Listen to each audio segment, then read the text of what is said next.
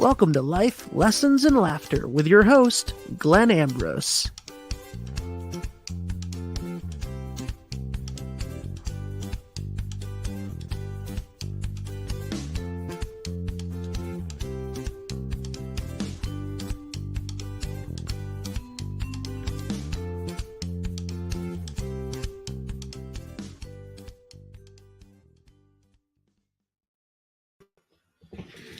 And we're back. Hi, Aubrey. Hi. And we're back. Do you like my entrance? I did. I loved it. It was a great episode. You can tell it's the second podcast of the night. This is it. Second podcast. We're all goofed out. Yep. And for those of you who care, there's 164 pages in the front of the big book of Alcoholics Anonymous. I had to check. So this is my big book. I had to put a cover on it because it's falling apart so bad. Like this is all like falling apart. So this was used hardcore, man. Like I open it up and just chunks are falling out. Amazing. That's how it should look. Amazing. This is it. It's been, it's used. It's supposed to be used, just like your good china. So if you have your good china in a case somewhere, use it. Right. Tomorrow. Right. Yeah. Agreed. So before I forget, I was going to start with the disease mentality. So this is the way that I learned the disease. And I believe I learned it from Joe and Charlie. If anybody is interested in recovery, man, there's these guys, Joe and Charlie. And I heard about them, or I think I just heard about them. So like I asked, when my birthday came around, it was like I got sober August 1st. My birthday is August 7th. So I was like, I must have really wanted to get sober because I didn't even drink on my birthday. And I only had 6 days sobriety. Yeah. It was around August 1st. I guessed. I'm not exactly sure what day, so my year anniversary, I'm like, get me Joe and Charlie CDs. So I got this set of CDs with Joe and Charlie used to travel around the country, maybe around the world, and do big book studies. And they go through it and stuff, and they're pretty entertaining in it. And it was really cool. So I believe it was there that I learned this mentality about it. But so the way that it's explained, because it was determined that alcoholism was a disease. So what they said was that basically the body breaks down alcohol into acetone, which is fingernail polish remover, and everything else. And your body expels everything else. Then it takes the acetone and it breaks the acetone down at the rate of about an ounce an hour. This is where they got an ounce an hour rule. So basically, if you're a non-alcoholic and your body is breaking down acetone at the rate of an ounce an hour, if you drink more than that, your body starts going, hey, wait a minute, acetone is poison. You have poison in your body. It's not good to have more poison in your body faster than I can break it down. So maybe you should slow down. So it starts giving people sometimes they feel a little nauseous, they feel a little woozy, and they're like, whoa, their body is sending signals that maybe you should slow down here, and if you're a non-alcoholic, and now don't get me wrong, I grew up in a town filled with heavy drinkers. So there are many non-alcoholics that don't just stop there, There's many people going out and getting tore up on a regular basis. And it doesn't mean that they're an alcoholic. But that is, so this is a basic overview. So it's but people who really don't never really go out and get drunk, that's how they feel. Like my mom's like that. She's like, she'll have a drink, and she'll be like, oh, I'm starting to feel it. I better stop. And to me, I'm like, that's when I get going. That's my leaping off point. That's Like when yeah, it's like when I start feeling it, I'm like, oh, thank God I'm starting to feel it. Okay, it's go time. Let's go. But non-alcoholics are like, oh, I'm starting to feel it. Maybe I should slow down. So that's a non-alcoholic. What happens with an alcoholic is they don't have the enzymes of sufficient quantity or quality to break down the acetone at the rate of an ounce an hour.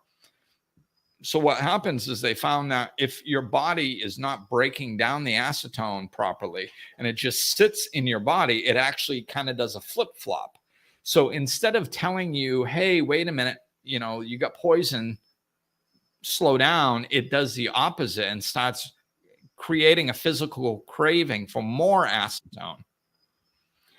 So this is why, like, people, if you're an alcoholic, you have a mind obsession about drinking. Like if I wasn't, especially if it gets worse and worse, if I wasn't drinking, I was thinking about drinking. If I was at work and I wasn't drinking, I was like, I can't wait till I get out of work so I can go whack down a few beers. So I had the mind obsession, but there's also a physical craving. Your body literally craves it. Yeah. So which increases the more alcohol you have in your system. So like when I learned this, I thought back and I was like, you know what? If like I said, I didn't make a lot of excuses for my drinking. If somebody didn't like the fact that I drank, you may go. So that's just how I was, So, but every once in a while, I had a girlfriend that I really loved when I was young and stuff. And it was like, every once in a while I'd be in a situation where I'm like, I'm going to prove that, like I don't have to drink or that I have a drinking problem or something. So I would have like 1 or 2 beers. And if I had a really, really good reason and I was really focused and committed to that reason, I could stop drinking. Yeah. Now, I was probably a miserable SOB for the rest of the night, but I could do it. Now, if I had 6 or 8 beers in me, which that was just my beginning, some people drink that like all night. That was my warm up. So if I had 6 or 8 beers in me and like, I didn't care what needed to be done or how committed I was to not staying out with my friends when I was supposed to meet my girlfriend, I was going to continue drinking. Yeah. Once you start, once I had 6 or 8 in me, like nobody was going to stop me. Yeah. They have to be really big and carry a really big stick. And get me unconscious because that was the only way I was stopping. You're not taking this away from me. No, it just wasn't on the table. And it's for people who aren't an addict, it's kind of hard to comprehend, but I just wasn't stopping. It was all I wanted to do. And I was happy doing it. So yeah, good. Thank you. Yeah. And whatever consequence I have to pay, I'll work through that tomorrow, Yeah. So my girlfriend came and found me at bars a couple times. Yeah. Fairly upset. Yeah. Yeah. Yeah. But so this is how the disease works. So it's like, so you have a mind obsession as well as a physical craving. And that physical craving will last as long as alcohol is in your system, which can be 3 days, basically. Yeah. That's why all the detox spin dries are like 3 days, because you get the alcohol out of your system. Yeah. So then you no longer have the physical craving. You still have the mental obsession, but you don't have the physical craving. So it's like, so what happens is you drink and then all of a sudden it triggers that physical craving and you drink more. And then you end up in a drinking spree all night or whatever. Then you feel bad, which makes you want to drink again. So you start over, and that, like we talked about last time, that's a cycle. Yeah. Yeah. So that's the disease mentality of it. It's like, the way that they explained it was like, it's an allergic reaction, basically. I was gonna say, yeah, that's how I was always that's how it was relayed to me, like an allergy. Yeah, it's an allergy. So like if you're allergic to strawberries and you eat strawberries, like your skin can break out and your eyes can puff up. If you're allergic to something else that that it can upset your stomach, you can have diarrhea. Like, there's physical symptoms from allergies, and this is so hard because, and I think, what they said was, this is why it took so long to figure out alcoholics, because you had a non-alcoholic whose body didn't work that way, trying to figure out why an alcoholic was doing what they were doing, and they just can't because they don't function that way. Right. So how are you supposed to understand somebody's body and figure it out? How can you figure out somebody's body is doing something that yours doesn't do? Like, it's not even on the table. It's in the blind spot, of what you don't know. And it's the opposite is true with an alcoholic. So an alcoholic is sitting there seeing, I believe alcoholism is like 10% of the population. So they're seeing, 90 out of 100 people drink without consequences, without being out of control of how they act or think. Yeah. So they're seeing other people drink casually with no problems. Right. But the alcoholic can't climb into a non-alcoholic's body and go, oh, you guys don't feel this urge that I feel. Right. He assumes everybody feels that urge because that's what his body is doing. So this is why it was so hard to figure out and so hard for people to understand, is because the alcoholic can't understand what a non-alcoholic feels because they don't feel it.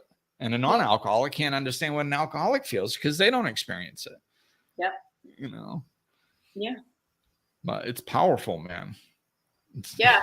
And that's what's so powerful about the program, because you do have like a group of like-minded people that can be. Yeah. And you start like, I and a lot of other people I know got very excited when we found out we're alcoholics, because you think you're crazy.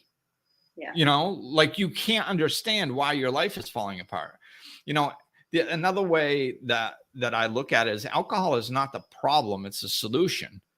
Yep. It's just a crappy solution. So it turns on you, but it's a solution nonetheless. Because it's not the problem. The problem is we are maladjusted to life. Yeah. The problem is we can't handle life the way it's happening.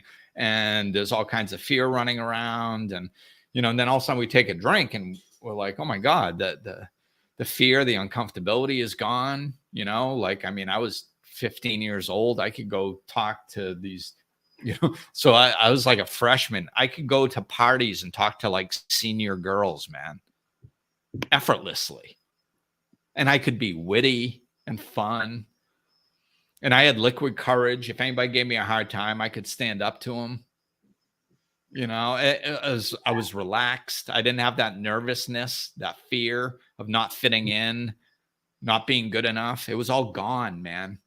Yeah. That's why as soon as I drank the first time I drank a little too fast. And I was like, whoa, like I ended up outside the party. I was like, whoa, like it was a little much, right? But I knew that night, I was like, and the next morning I woke up thinking about it. I was like, I think I'm onto something here. Like, I think I drank a little too fast and I didn't quite know how to handle it. But if I slow it down just a little bit, I think this might be magic. Yeah.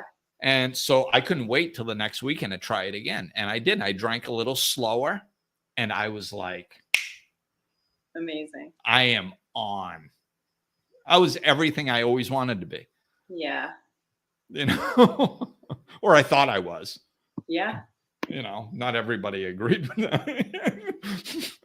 But yeah, it was, so I was hooked. So what I was doing is it was my solution to fear. It was my solution to inadequacy. It was my solution into not being good enough, not feeling good in my skin, feeling awkward. It was my solution to all of that. Yeah. Getting picked on. I could stand up and fight everybody. It was like, it just it helped me at that time. Mm-hmm. It served me for a while, Yeah.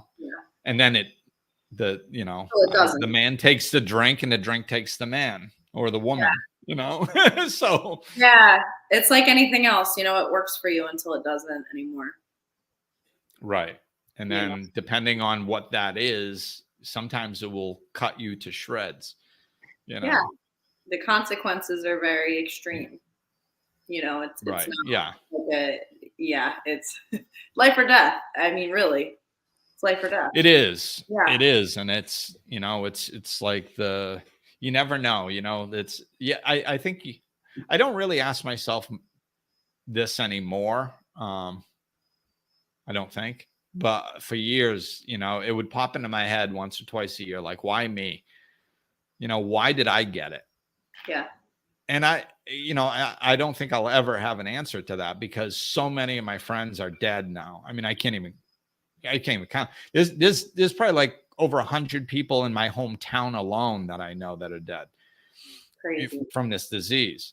And then plus like all the people that I knew in Florida and and in the halls in Rhode Island. And it's countless. It's how many lives, this disease takes. And of course, when, I talk about alcoholism because I was an alcoholic, but I'm talking about addiction across the board, I'm kind of focused on the drugs, drugs and alcohol, and that's not to minimize other addictions. I mean, I've kind of been involved with people with other addictions, gambling, helping them and working through stuff, gambling, eating addictions. Those are the real deal.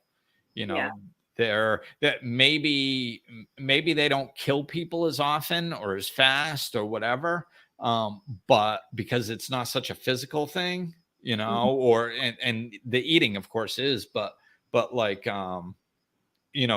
generally a lot of people have eating disorders that don't end up 800 pounds and dead. Yeah. A lot of the eating disorders, like even if it's just constantly gaining weight or constantly getting thin, a lot of times it lasts longer. So it might not kill you as quickly as drugs and alcohol, but the mental and the physical aspects of it are just as dire, in my opinion. It's mentally and emotionally, it's very similar, if not the same. It's just the variable is different, and certain variables are going to be more consequential than others. Yeah, and sometimes it's just a time frame. Eating, like I said, I mean, I think it probably kills less people. I'm going out on a limb on that one. But like there's an aspect of it that basically a cornerstone, the foundational piece of recovery up until this point has been abstinence. Yeah. You can't abstain from food. Right. So that brings a different dynamic into it that makes it extremely difficult. So it's, and now I also have seen, I'm just trying to make a point where it's the real deal and it should be taken seriously. And I understand that. And I hope other people do as well. And even sex and relationships, those can tie you up, man. Wow. And, and a lot of other things. It's, we all have addiction problems. Every one of us has addiction problems in this day and age. Absolutely. Television, our phones, whatever, technology. Absolutely. We do stuff in a negative way, and it's a problem. It's just some things will kill you quicker than others. Right. Yeah. Everything has a consequence. It's just a matter of time. Right. And the mental and the emotional aspects of these addictions are all very similar, you know, and those vary too, but like, there's a lot of commonalities with them. But So yeah, I don't know what else. Yeah, I mean, I think that uh, it's focusing on the solution and not the problem. Yeah. Yeah. And that's really, that was something I learned, early on. It was solution, not the problem, solution, not the problem. And it's beautiful. This is why, like, I'd take people through the big book, and it ended up taking me 6 months. It might even have taken me 8 months once to get through that first 164 pages, because like, it's just the big book is spiritual text, man. It's as spiritual as the Bible. It's as spiritual as the Tao Te Ching or the Bhagavad Gita. It's like, it's amazing. And every time I would go through, of course, I was expanding my spirituality.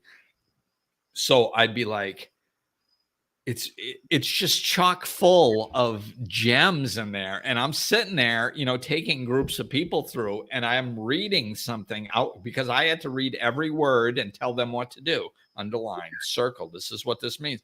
And I'm sitting there reading something that wasn't underlined before, that is like a spiritual diamond, and I'm going like, all right, guys, so underline that in the margin, put this is what this means. So I kept adding to, because it's just too much. So Yeah. like, I'm gonna, so the people that are watching the video, like, I'll show some of what I'm talking about. Like, it's just, I don't know how well you can see it, but it's just all underlined, circled, and there's certain parts where you go, okay, underline this, and then in the margin put T, F, or D. I thought, felt, or drank like that. So if you thought like that, you put a T. If you drank like that, you put a D. If you felt like that, you put an F. A lot of times I was putting T, F, and D next to these things. But it's all, all notes throughout this whole thing. All spiritual, just gold, through the whole thing, everywhere. So I think, are you froze, Aubrey? Yeah, because your cat hasn't moved. I don't know if you can hear me, but I think I'm okay on my end. So I'm just going to keep going. We'll see. Oh, she popped off. Okay, maybe she'll come back in. So yeah, my book is just chock full of stuff, and and I've taken a lot of people through, and and I had friends start taking people through, and it was amazing to see all these people change. And what Aubrey just said, it was all about focusing on the solution. So like, if you're in recovery, or you're trying to learn how to change your thinking, then focus on the solution. It's like, I used to go to meetings, and sometimes they'd be, people just be talking about their problems in life. And I found this in the rooms of AA, but I've also found it in life too. And this is unfortunately one of the things that happens in therapy a lot. So, Aubrey's back. Sorry, it kicked me off. It said something went wrong. I'm like, what? What do you mean? Yeah, I was like, wait a minute. I was like, is Aubrey frozen? I was like doing that thing where it was like this, and I thought it was you, but it was me. And I was like, hey, like, and I was making and everything was working fine with my camera, but it's okay. Here we are. I'm back. Here we are. Figured it out. Yeah, I was just talking about what you said. It's all about the solution. Yeah. And it's just like staying focused on the solution. And I go to meetings, and you'd see the loop. Like, people would start talking about the problem. Oh, my life, this, oh, that, oh, and it turned into a group depression meeting. Like, so like, I talked to my sponsor, and he's like, he's like, oh, you're complaining about a meeting? what did you do to change it? Right. Oh, nothing. Yeah. So, and my sponsor was like, he had about as much patience as I do. He probably had less patience than I do, because like I can't listen to people complain very long. Yeah. I just can't. It's just like, whatever. I understand you have a problem. Let's get to the solution. But that's what happens in meetings, and it happens in life, and it happens in therapy a lot of times. What happens is people, whenever we do something good for ourselves, we feel our body gives us positive feedback. So when we purge how we're feeling and all this negativity out, that is technically healthy, to get it off your chest, not to harbor it, not to stuff it down. So there is a positive aspect to that. So when people purge all their negativity, they feel relief. But what happens is they confuse that with actual change. And it's not change, because what they do is they just go back out in life. They get frustrated by the same type of thing. And then they go back to a meeting the next day, and then they throw up all over everybody. And then they feel a little bit better, and they go, oh, thank you for letting me share, everybody. I feel so much better. And then they go out and they create more crap, and then they go throw up at a meeting the next day. And they'll literally do that for years. And people will do that for years, talking to a therapist. It's the same thing. It's like, what are you doing to change how you interact with life, so you don't continue having a problem at the end of the day? Right. Like you ever want to get to the day where you don't have to dump all this out? Yeah. Like it's not, you want to create a way where you're interacting with life in a palatable way, where you can actually enjoy most days, and then, okay, every once in a while something happens. You got to maybe talk to one of your friends or somebody about it to get it off your chest. Cool. But like my clients, I do not sit there listening to my clients complain, because it's annoying. Like it zaps my energy. I don't want to sit there and listen. Like, all I need to do, I'm listening underneath. I'm not paying attention to the details. And that's usually what people, that they get into telling their story and all the details in it. And they think that they're so important because their body is giving them positive feedback for purging. So they're like, oh no, this must be, so I can tell it feels right inside. I'm getting relief. I'm getting release. I need to do. It's like, no. That's just a surfacey little release that you'll never get out of that loop ever. What we need. So like I've told clients sometimes, like, if they really want to talk, I'm like, go get a therapist. They'll sit there and listen to you and take your money.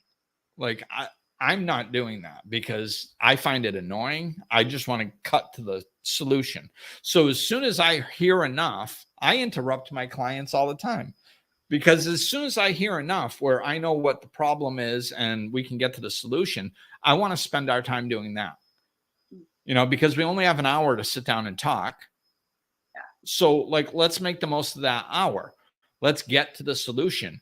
Like you don't, it's funny when at first, if people aren't familiar with me and the way that I work, they're just like, well, I'm supposed to tell you my problems. Otherwise, how are you going to fix them? It's like, I already know what your problem is.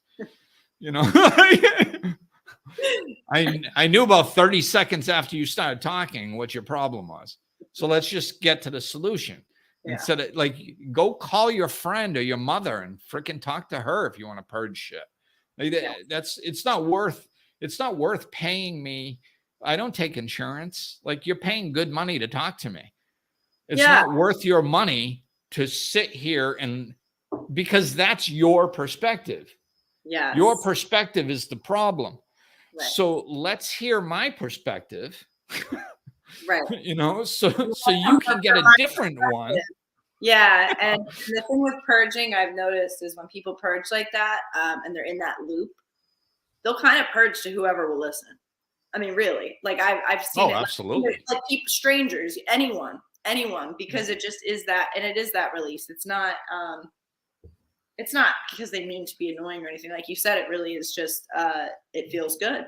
And so they'll do it to whoever. And you're like, I know that They'll you're do it to everyone. Gas station about this. You'd really like we're going to talk about solutions, Yeah.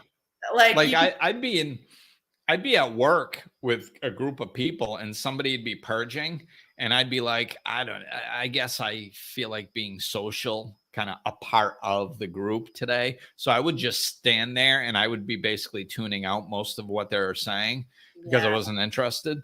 Yeah. And it would bring me down, and there'd be like 4 of us in a circle or something. And then all of a sudden the 5th person would come over and they'd start the freaking conversation over. They'd be like, oh yeah, let me tell you what we're talking about, and I'd be like, okay, I got to check out. It's honestly, I'm very it's tough because I like to focus on facts versus stories. And when you hear the stories happening, you're just like, okay, like, but let's get to the baseline. This is all fluff and all these things. But like, what does it mean? Yeah. And they're so addicted to the purge that they like, if some people that aren't, like I said, used to the way that I work, they'll be like, well, no, this is important because they actually think it is. Yeah. And they have such a desire to speak it so they can get that relief. Like it's that, and they'll be like, no, like, so no, this is but this is important. I'd be like, okay, go ahead. They'd be like, all right. So we're at dinner, like I was saying, right? And so then the waitress comes over and he didn't know what he wanted to eat. And I did. So I went first. So I got the salmon and I'm going, this is exactly what I'm talking about. I don't give a shit what you had for dinner. It's literally not important. No, but I'm getting to it. All right. And then he had the steak and I'm like, I can't do this. I can't. If you tell me one more fucking thing that was ordered, I'm hanging up the phone. If you tell me what your drink order is, I'm ending the call. Yeah. Yeah. It's just, but that's like, I'll play for a minute, but once we get to drink orders, we're done with this conversation. I can't. If it has grenadine in it, I'm going to choke somebody. I know. People get really lost in the details. And I used to do it. Same. I used to do it, and I'm still a storyteller, so sometimes I still do it to some degree. And it's like, but see the difference, the reason that I allow myself to do it to some degree, and I do try to hold it back when I'm in social situations more, out of respect for other people, not listening to all the details. I do try to pull it back in those situations, but I allow myself to do it in other situations, like when I'm my work situations, because my speech is my flow. That's how I ride the energy. And that's how things come out that I don't know that are going to come out. And that's how the solution comes out. So it's part of how I work. There's a purpose to it. And telling my stories, people can identify with my story and know it's not just them that's messed up, and know that I've been through it too, and see the solution in it also. And I try to stay on topic to some degree, but again, it's, there's a purpose to why I allow myself to do it. What they're doing is they're just talking about the problem, and I already know what the problem is. So there's literally no benefit to it. When I'm doing it, I'm bringing in the solution. So there is a reason, there's a benefit to it. It has solution in it. It's a solution detail. It's not a problem detail. Right. It's coming from two different places, really. Right. Yeah. The intention is different, and that's everything. Different. And it's funny because most people don't, quite honestly, most people don't really listen when other people talk. They're just waiting for them to shut up so they can say something. I actually listen intently. But I'm listening underneath. I don't, people can be like talking for 5 minutes and it's like, blah, blah, blah, blah, blah, blah, blah, blah. And half the time, if they're really off on something, like my brain, like kind of disconnects And I kind of hear like Charlie Brown's teacher stuff. I kind of hear like, wah, wah, wah, wah, wah, wah, wah. I almost don't even, sometimes I don't even hear the words that they're saying. And then all of a sudden they'll say something important and it like clarifies for me. And I'm just like, oh, right there. Yeah, that's the piece that I needed. And that's then all like that's all I got. Yep. yeah, and if I'm feeling like, sometimes I feel that there's more, so I'll be like, okay, mental note, and then want, and then clarity, and I'll be like, oh, okay, there's the other piece. All right, those are the two that I needed, you know, and then I'll be like, okay, you know, I gotta interrupt you now, so and then start going into the solution. Or sometimes it's just, if it's want for like 3 minutes straight, I'm like, okay, this is just a waste of my time and it's a waste of your time. Yeah. But they're not used to that. And they're not used to people being able to listen underneath the words, because I'm constantly looking for that piece. Like, what needs to be adjusted? Yeah. Not what are they saying? What is it pointing to that needs to be adjusted? Oh, it's pointing to this. It's pointing to the fact that they don't feel good about themselves. Oh, so it's a self-esteem issue. Okay, good. Let's deal with the self-esteem issue. You know? And it's so then I start talking about the self-esteem issue. So it's like, yeah, but it wasn't but I could tell that because they wanted the salmon and they ordered the steak because he ordered the steak. Right. Not about the details of the steak or the salmon. But I'm sitting here going like, right. It's very clear too. And I think too, it's when your emotion isn't in it, and you're hearing it from that outside, like when I have conversations like that, I'm not invested emotionally in whatever they're dealing with. So it's like very clear to me. I can see like point A, point B, like it's just a straight line for me. And for them, there's so much emotion. And you can't think with logic and emotion at the same time. I think what is it? If it's very traumatic and you go into fight or flight, with emotion, I think it shuts off your frontal lobe, I believe. And you actually can't think, like you can't physically, like you cannot separate the two because you're so overwhelmed with emotion. You cannot think logically. And I think that's a big thing too. It's getting people down from that emotional level to understand logic. Because otherwise they'll just live in that story, and that's and that's exactly it. And it's cool that science has proven this stuff at this point, because it's like we have scientific proof. It's like, there's literally your blood and your nutrients start getting derailed away from your brain, pushing into your major muscle groups so you can fight or flee. And it's like, so you literally are incapable of thinking properly. It's not. It's because they don't want you thinking. Right. It's I've experienced that, and I had a therapist actually went over that with me because I couldn't understand, like when I would get into, I was in kind of like I was in a relationship and there was a lot of, up and down, fighting, that kind of stuff, but it was so intense that I there were times I just like couldn't think. I couldn't think. And I'm like, I don't understand why my brain just physically stops working. Like, it's just, you could ask me a date of something and I would just be like, what? Like I would have no ability to even think that. So that's, and when she explained that to me, I'm like, that makes so much sense. But it's helpful knowing that with other people. You just got to bring them down from that emotional level. Yeah. Yeah. And it is, and it's important to know that we all are like that. It's like when it's my stuff, like I have to go talk with people sometimes still because it's my stuff. So I have emotion around it. So emotion clouds my vision, just like emotion clouds everybody else's vision. I mean, I've learned tricks and ways to work through it and cut through it and stabilize myself and all this stuff. So maybe it happens to me a little less than some people, but it still does happen to me.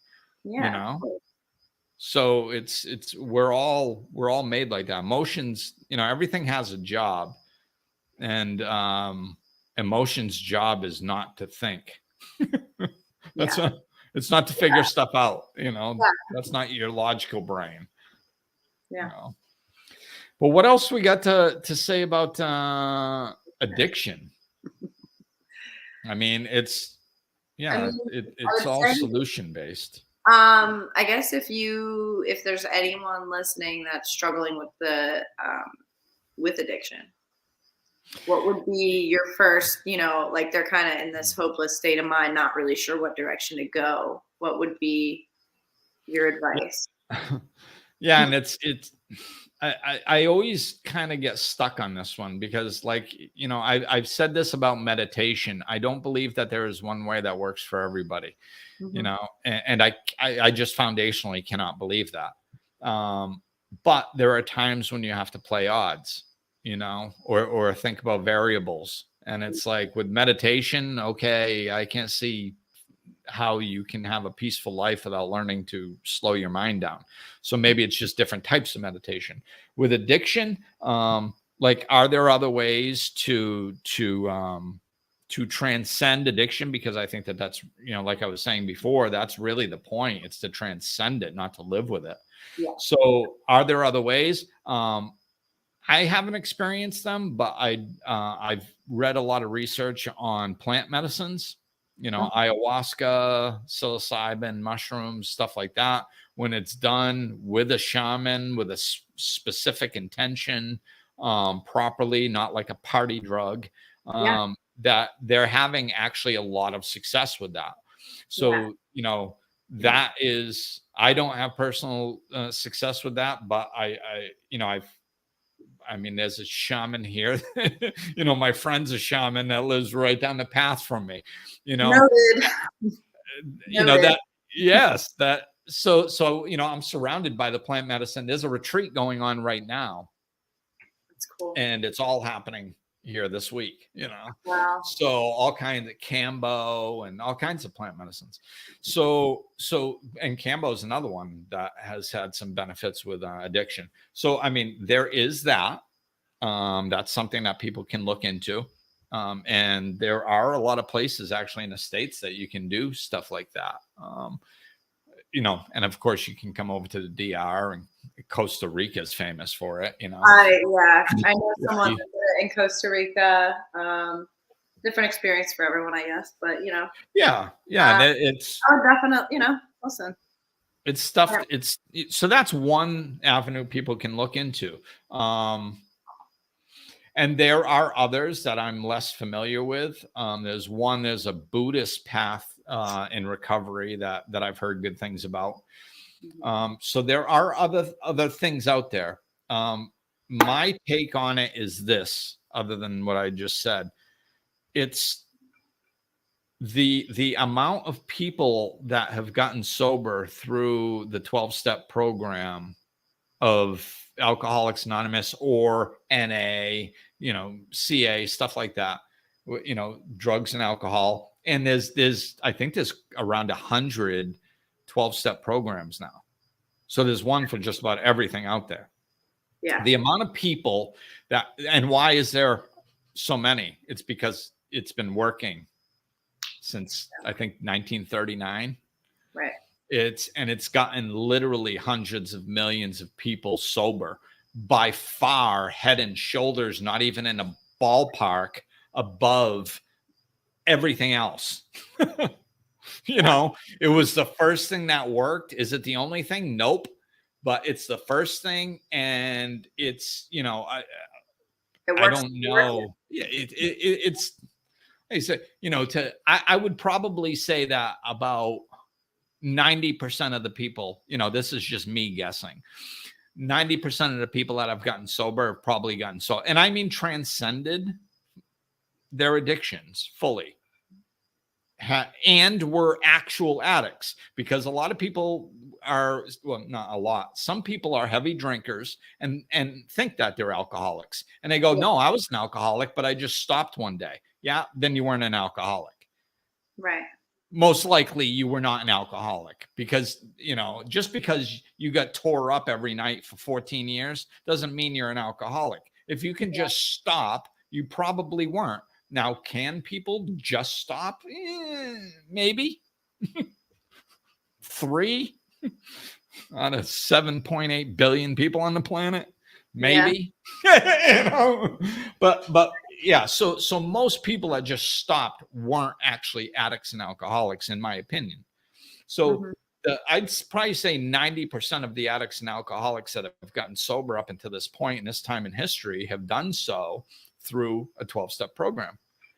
And I've worked with a lot of people just as a life coach with addictions and alcoholism. And quite honestly, 99% of the time, and also like people with Al-Anon, with family members that are struggling with addiction. And 90% of the time, when you're dealing with addiction like this, you need constant food. You need constant support. It overtakes your psyche and the way you think and the way you interact so much so that you need that constant support. So, having somebody to talk to once a day, every day, going to a meeting 3, 5, 7 times a week, depending on the person. Like, it's just having that all the time, having a structured program that you go through, boom, boom, boom, do this.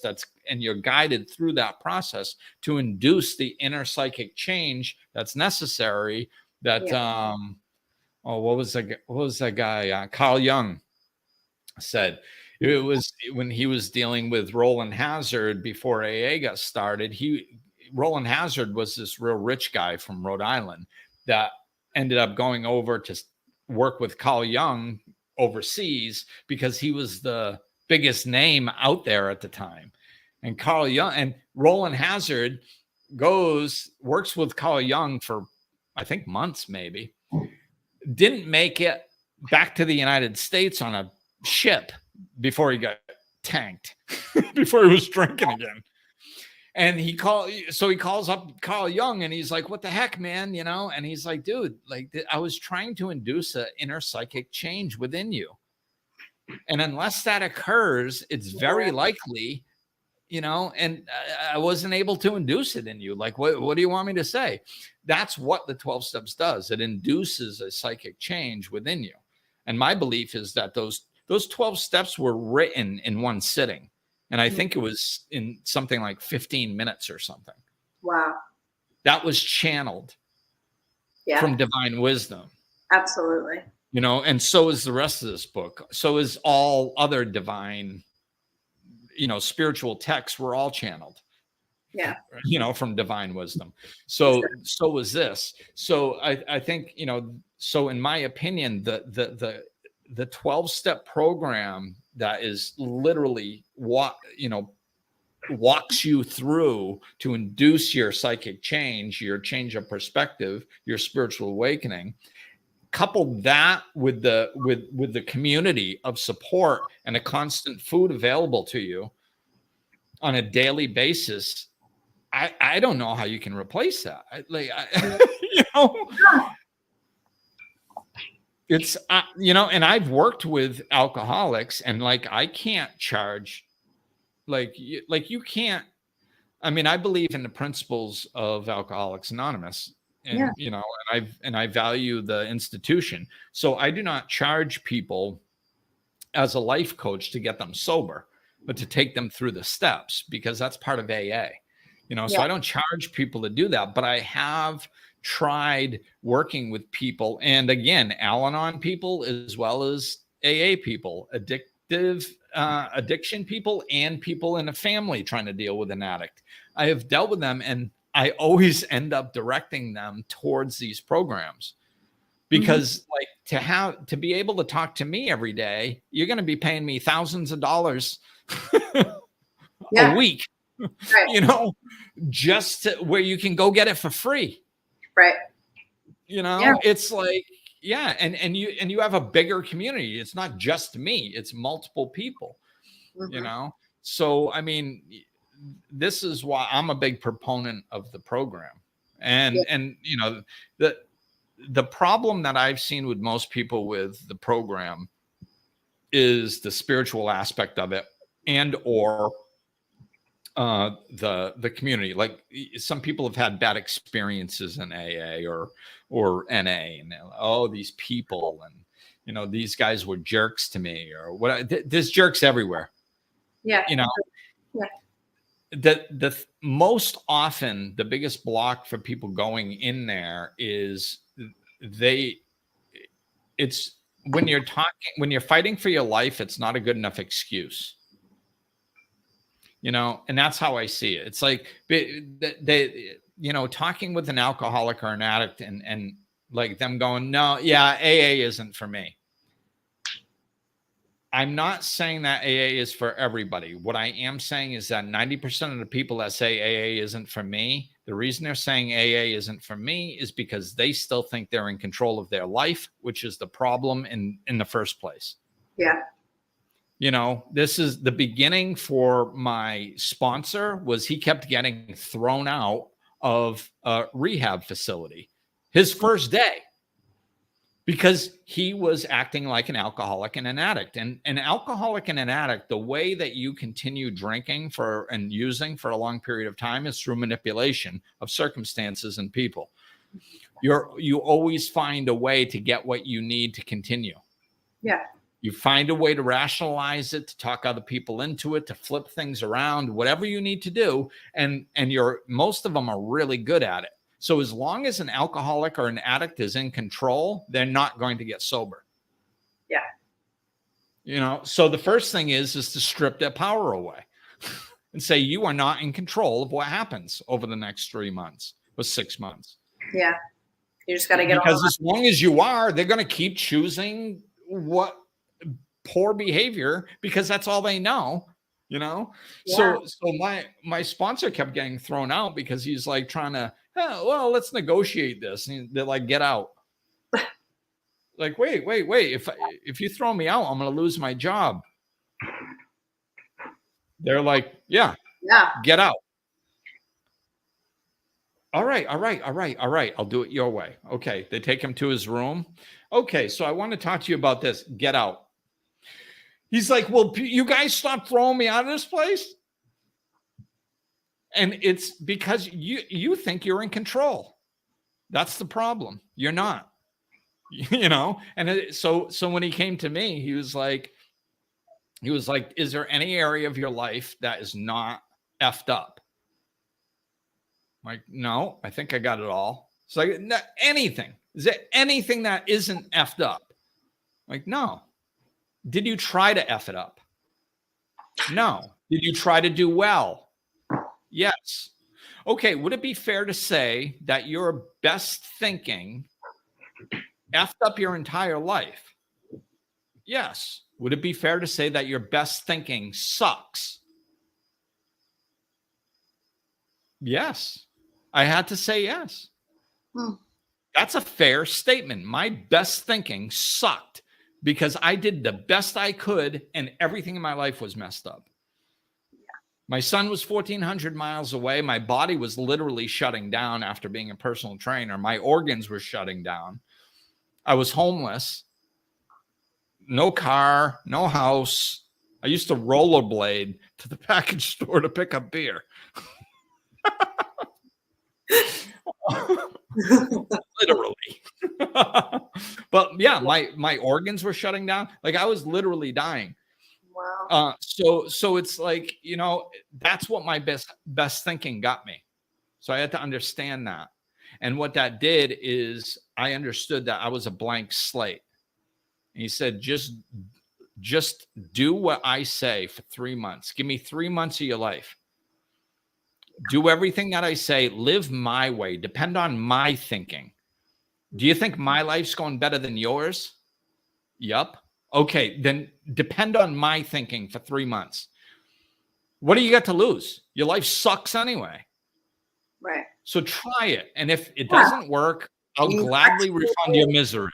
Yeah. I love that. Yeah.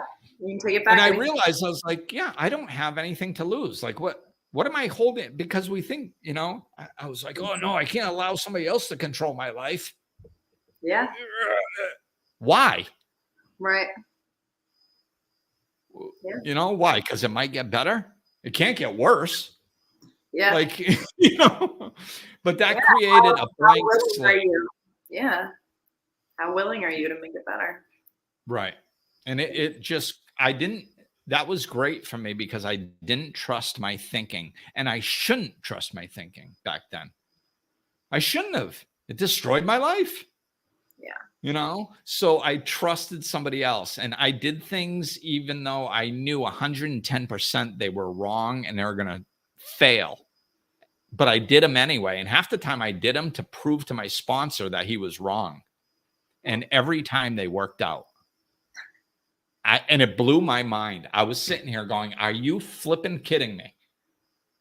I cannot believe that worked. I knew that was going to fail. Wow. And I was just like, my mind was blown. Yeah. So then I did. I checked with him on everything. And then I started, like, when I check with him, I started actually getting it right more consistently.